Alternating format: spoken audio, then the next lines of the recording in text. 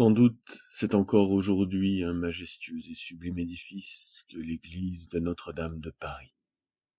Mais, si belle qu'elle se soit conservée en vieillissant, il est difficile de ne pas soupirer, de ne pas s'indigner devant les dégradations, les mutilations sans nombre que, simultanément, le temps et les hommes ont fait subir au vénérable monument, sans respect pour Charlemagne qui en avait posé la première pierre, pour Philippe Auguste qui en avait posé la dernière.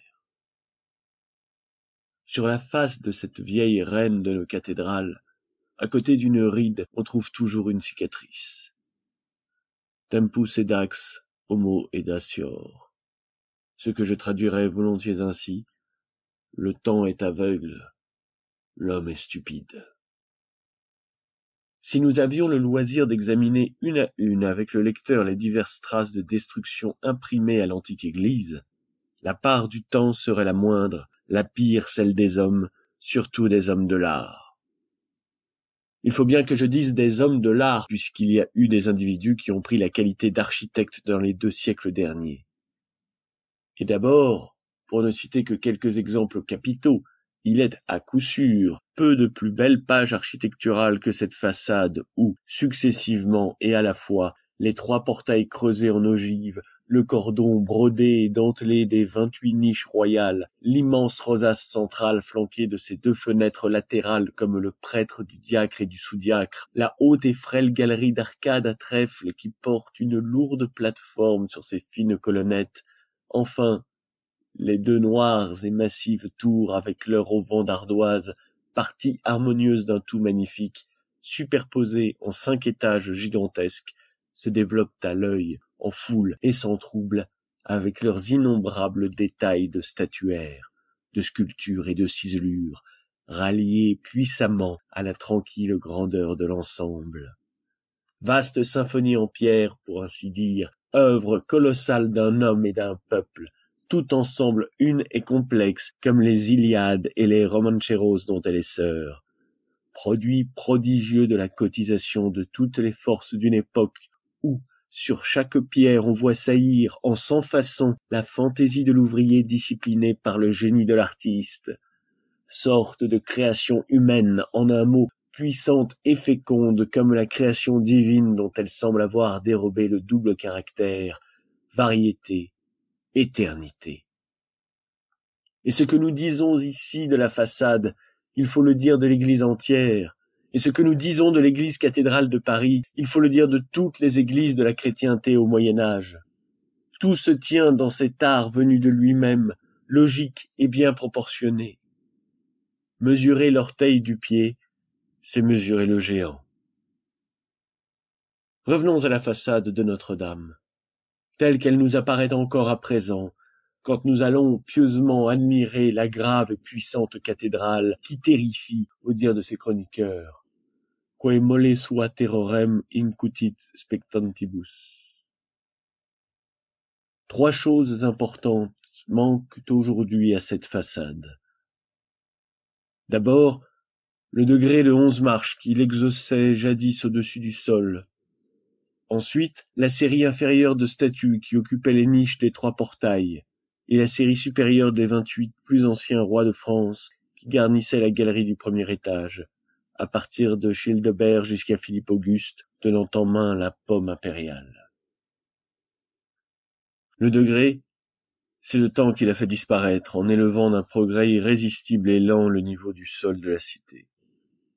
Mais tout en faisant dévorer une à une par cette marée montante du pavé de Paris les 11 marches qui ajoutaient à la hauteur majestueuse de l'édifice, le temps a rendu à l'église plus peut-être qu'il ne lui a ôté, car c'est le temps qui a répandu sur la façade cette sombre couleur des siècles qui fait de la vieillesse des monuments l'âge de leur beauté. Mais qui a jeté bas les 2 rangs de statues? Qui a laissé les niches vides? Qui a taillé au beau milieu du portail central cette ogive neuve et bâtarde? Qui a osé y encadrer cette fade et lourde porte de bois sculptée à la Louis XV à côté des arabesques de Biscornette? Les hommes, les architectes, les artistes de nos jours. Et si nous entrons dans l'intérieur de l'édifice, Qui a renversé ce colosse de Saint-Christophe, proverbial parmi les statues, au même titre que la grande salle du palais parmi les salles, que la flèche de Strasbourg parmi les clochers? Et ces myriades de statues qui peuplaient tous les entrecolonnements de la nef et du chœur, à genoux, en pied, équestres, hommes, femmes, enfants, rois, évêques, gendarmes, en pierre, en marbre, en or, en argent, en cuivre, en cire même, qui les a brutalement balayées? Ce n'est pas le temps. Et qui a substitué au vieil hôtel gothique, splendidement encombré de châsses et de reliquaires, ce lourd sarcophage de marbre à tête d'ange et à nuages, lequel semble un échantillon dépareillé du Val-de-Grâce ou des Invalides?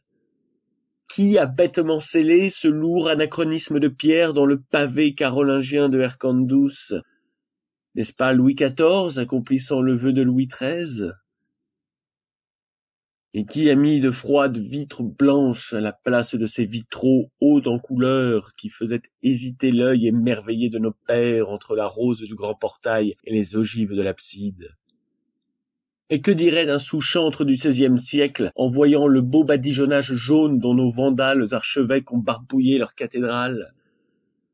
Et il se souviendrait que c'était la couleur dont le bourreau brossait les édifices scélérés. Il se rappellerait l'hôtel du Petit Bourbon, tout englué de jaune aussi pour la trahison du connétable. Jaune, après tout, de si bonne trempe, dit Sauval, et si bien recommandé que plus d'un siècle n'a pu encore lui faire perdre sa couleur. Il croirait que le lieu saint est devenu infâme et s'enfuirait. Et si nous montons sur la cathédrale, sans nous arrêter à 1000 barbaries de tout genre, qu'a-t-on fait de ce charmant petit clocher qui s'appuyait sur le point d'intersection de la croisée, et qui, non moins frêle et non moins hardi que sa voisine à la flèche, détruite aussi de la Sainte-Chapelle, s'enfonçait dans le ciel plus avant que les tours, élancé, aigu, sonore, découpé à jour? Un architecte de bon goût l'a amputé, et a cru qu'il suffisait de masquer la plaie avec ce large emplâtre de plomb qui ressemble au couvercle d'une marmite. C'est ainsi que l'art merveilleux du Moyen-Âge a été traité presque en tout pays, surtout en France. On peut distinguer sur sa ruine 3 sortes de lésions qui toutes 3 l'entament à différentes profondeurs. Le temps, d'abord, qui a insensiblement ébréché çà et là et rouillé partout sa surface. Ensuite, les révolutions politiques et religieuses, lesquelles, aveugles et colères de leur nature, se sont ruées en tumulte sur lui, ont déchiré son riche habillement de sculptures et de ciselures, crevé ses rosaces, brisé ses colliers d'arabesques et de figurines, arraché ses statues, tantôt pour leurs mitres, tantôt pour leurs couronnes.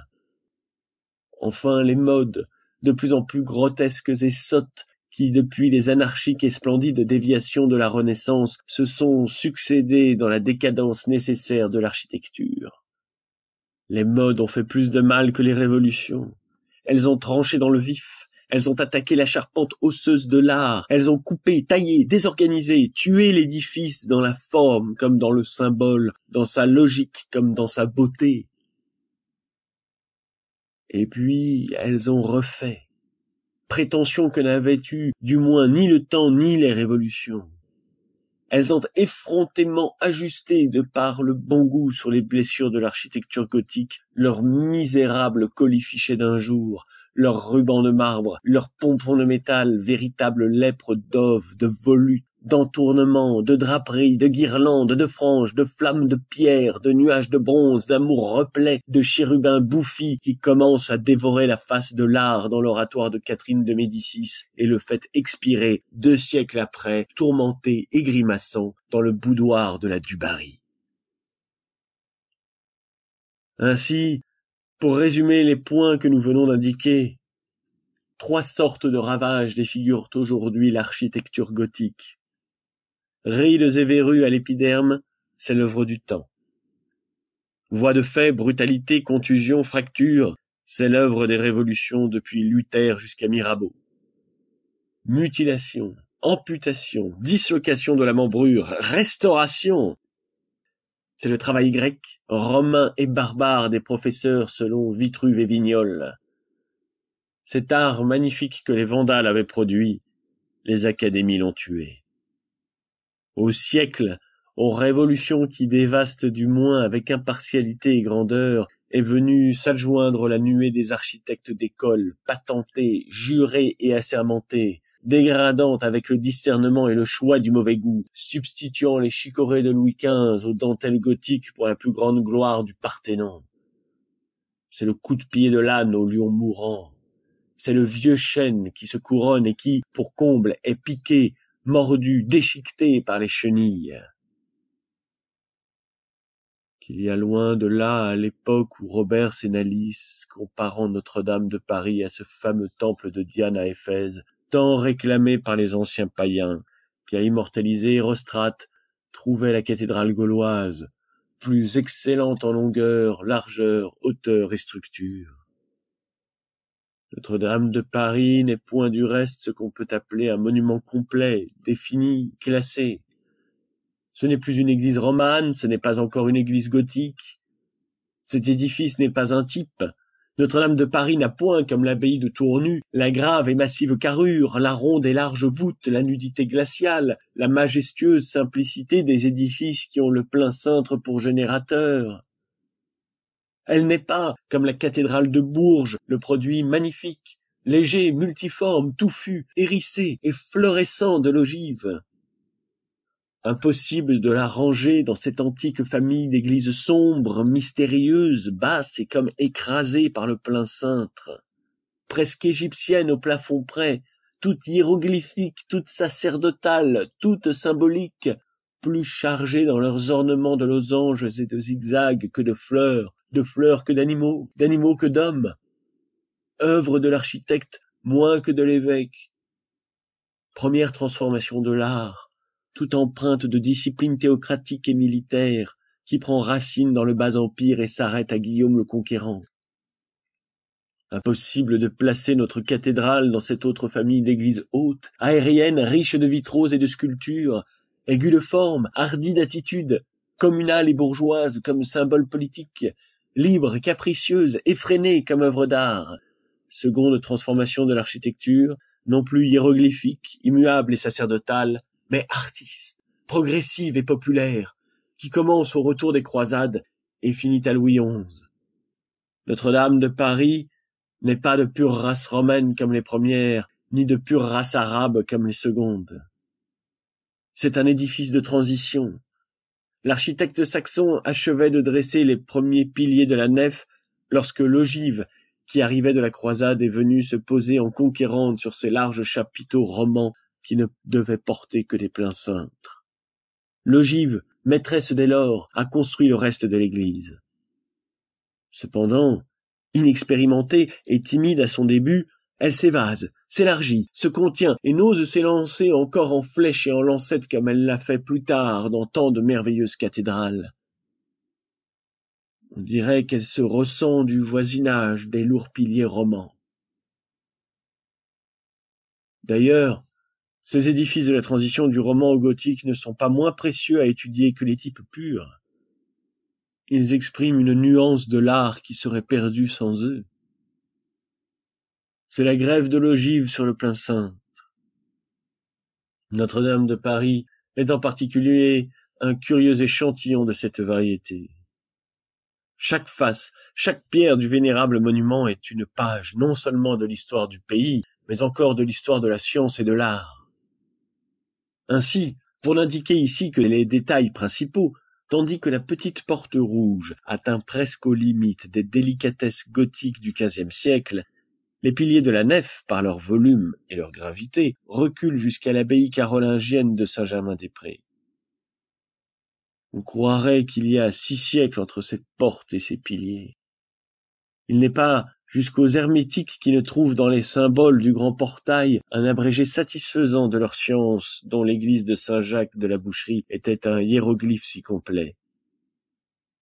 Ainsi, l'abbaye romane, l'église philosophale, l'art gothique, l'art saxon, le lourd pilier rond qui rappelle Grégoire VII, le symbolisme hermétique par lequel Nicolas Flamel préludait à Luther, l'unité papale, le schisme, Saint-Germain-des-Prés, Saint-Jacques de la Boucherie, tout est fondu, combiné, amalgamé dans Notre-Dame. Cette église centrale et génératrice est parmi les vieilles églises de Paris une sorte de chimère. Elle est à la tête de l'une, les membres de celle-là, la croupe de l'autre, quelque chose de toute. Nous le répétons, ces constructions hybrides ne sont pas les moins intéressantes pour l'artiste, pour l'antiquaire, pour l'historien. Elles font sentir à quel point l'architecture est chose primitive, en ce qu'elle démontre ce que démontrent aussi les vestiges cyclopéens, les pyramides d'Égypte, les gigantesques pagodes hindoues, que les plus grands produits de l'architecture sont moins des œuvres individuelles que des œuvres sociales. Plutôt l'enfantement des peuples en travaillant que le jet des hommes de génie, le dépôt que laisse une nation, les entassements que font les siècles, le résidu des évaporations successives de la société humaine, en un mot, des espèces de formations. Chaque flot du temps superpose son alluvion, chaque race dépose sa couche sur le monument, chaque individu apporte sa pierre. Ainsi font les castors, ainsi font les abeilles, ainsi font les hommes. Le grand symbole de l'architecture, Babel, est une ruche. Les grands édifices comme les grandes montagnes sont l'ouvrage des siècles. Souvent l'art se transforme qu'ils pendent encore, pendant opera interrupta. Il se continue paisiblement selon l'art transformé. L'art nouveau prend le monument où il se trouve, s'y incruste, se l'assimile, le développe à sa fantaisie et l'achève s'il peut. La chose s'accomplit sans trouble, sans effort, sans réaction, suivant une loi naturelle et tranquille. C'est une greffe qui survient, une sève qui circule, une végétation qui reprend. Certes, il y a matière à bien gros livres et souvent histoire universelle de l'humanité dans ces soudures successives de plusieurs arts à plusieurs auteurs sur le même monument. L'homme, l'artiste, l'individu s'efface sur ces grandes masses sans nom d'auteur. L'intelligence humaine s'y résume et s'y totalise. Le temps est l'architecte, le peuple est le maçon. À n'envisager ici que l'architecture européenne chrétienne, cette sœur puinée des grandes maçonneries de l'Orient, elle apparaît aux yeux comme une immense formation divisée en 3 zones bien tranchées qui se superposent. La zone romane, la zone gothique, la zone de la Renaissance, que nous appellerions volontiers gréco-romaine. La couche romane, qui est la plus ancienne et la plus profonde, est occupée par le plein cintre, qui reparaît porté par la colonne grecque dans la couche moderne et supérieure de la Renaissance. L'ogive est entre deux. Les édifices qui appartiennent exclusivement à l'une de ces 3 couches sont parfaitement distincts, un et complets. C'est l'abbaye de Jumièges, c'est la cathédrale de Reims, c'est Sainte-Croix d'Orléans. Mais les 3 zones se mêlent et s'amalgament par les bords comme les couleurs dans le spectre solaire. De là, les monuments complexes, les édifices de nuances et de transition. L'un est roman par les pieds, gothique au milieu, gréco-romain par la tête. C'est qu'on a mis 600 ans à le bâtir. Cette variété est rare. Le donjon d'Étampes en est un échantillon. Mais les monuments de 2 formations sont plus fréquents. C'est Notre-Dame de Paris, édifice ogival qui s'enfonce par ses premiers piliers dans cette zone romane où sont plongés le portail de Saint-Denis et la nef de Saint-Germain-des-Prés. C'est la charmante salle capitulaire demi-gothique de Bocherville à laquelle la couche romane vient jusqu'à mi-corps. C'est la cathédrale de Rouen qui serait entièrement gothique si elle ne baignait pas l'extrémité de sa flèche centrale dans la zone de la Renaissance. Du reste, toutes ces nuances, toutes ces différences n'affectent que la surface des édifices. C'est l'art qui a changé de peau. La constitution même de l'Église chrétienne n'en est pas attaquée. C'est toujours la même charpente intérieure, la même disposition logique des parties.